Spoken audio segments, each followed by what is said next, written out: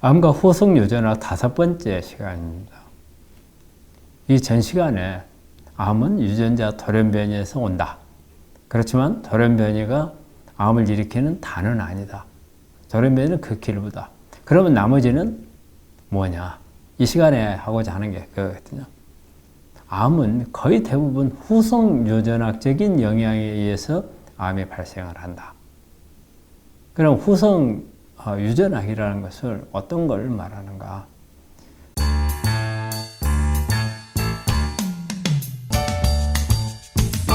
우리가 보통 이제 후속 유전학을 우리가 유전학을 제네틱스라고 하거든요.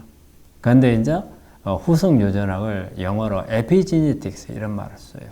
그래서 유전학의 뒤에 발전을 했다 후성이라는 경우도 있고, 또 우리가 제네틱스에 에피가 붙으면 에피는 어떻게 보면 겉에 표피 이런 의미가 있거든요. 그래서 거기에는 보면은 돌연변이가 아닌 어떤 변이라는 뜻도 가지고 있는 겁니다. 그러면 우리가 암을 일으키는 원인 중에 후속 유전학적인 영향이 거의 90% 이상이라고 하거든요. 즉 뭐냐면 이 후속 유전학적인 거라는 것은 유전자에는 변화가 없었다. 염기세에는 변화가 없는데 단지 그 유전자의 이 표현형만 바뀌었다. 어떤 원인에 의해서 표현형만 바뀐 걸 의미하거든요. 즉, 이 그런 표현형이 바뀌게 된 원인이 어떤 거냐?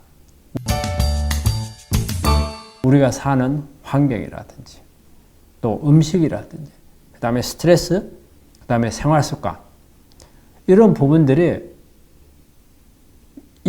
유전자의 염기서열을 못 바꿔요. 그렇지만 그 유전자가 활동하느냐 못하느냐 이런 부분들을 조절할 수가 있고, 이런 조절에 의해서 문제가 발생할 수 있다는 겁니다.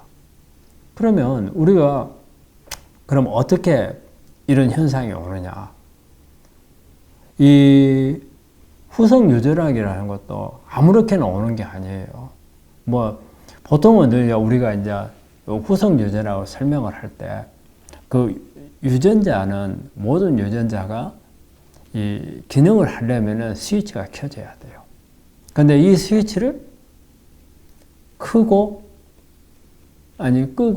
켜고 하는데 관여하는 게 아까 제가 설명했던 환경이라든지 스트레스라든지 이런 게 그 스위치에 영향을 줄 수가 있어요. 암도 마찬가지예요. 암도 성장을 조절하는 이런 유전자나 분화도를 조절하는 유전자나 아니면은 우리 세포 자살을 유도하는 유전자나 이런 유전자에 교란이 와서 스위치가 켜져야 할 것이 꺼져버리고 꺼져야 할 게 켜지고, 그런데 중간중간에 하나씩 걸러줘야 되는데 모든 게 다 문제가 생겼다. 3단계가. 그럼 어떻겠어요? 암으로 가는 겁니다.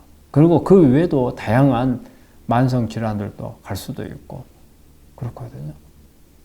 그래서 이런 과정을 거친다는 거고요.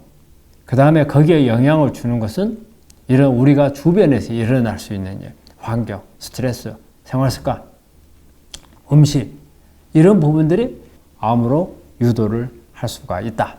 이런 이야기죠. 이제 예전하고 암치료 개념이 바뀐 게 암은 돌연변이어서 절대 변하지 않는 거니까 무조건 없애야 된다 개념으로 생각을 했는데, 자, 이렇다면 암은 역으로 정상적인 상태로 돌려보자. 돌릴 수 있겠는가? 그래서 이 실제 일본의 야마나카라는 이 박사는 그런 부분들을 연구를 한 거예요. 그래서 요즘에는 이 역으로 돌릴 수 있다.